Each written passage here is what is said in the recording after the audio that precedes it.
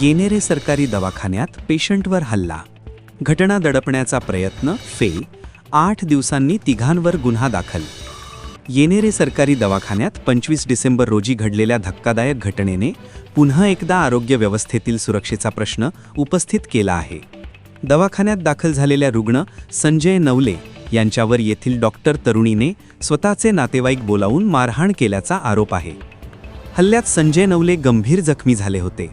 घटना घडल्यानंतर त्वरित जबाबदारी झटकण्यासाठी संजय नवले यांचा अपघात झाला असा बनाव करण्यात आल्याची माहिती तपासातून पुढे आली आहे. मात्र जखमी व्यक्ती व त्यांचे कुटुंबीय यांच्या पाठपुराव्यानंतर अखेर सत्य समोर येऊ लागले.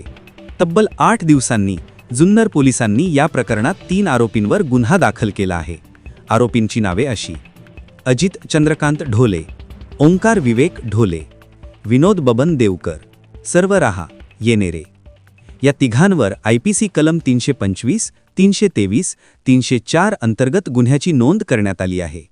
या घटनेमुळे सरकारी दवाखान्यातील सुरक्षेचा प्रश्न, डॉक्टर रुग्ण संबंधातील जबाबदारी तसेच घटना दडपण्याचा कथित प्रयत्न यावर स्थानिकांमध्ये संताप व्यक्त होत आहे. पुढील तपास जुन्नर पोलीस करत आहेत.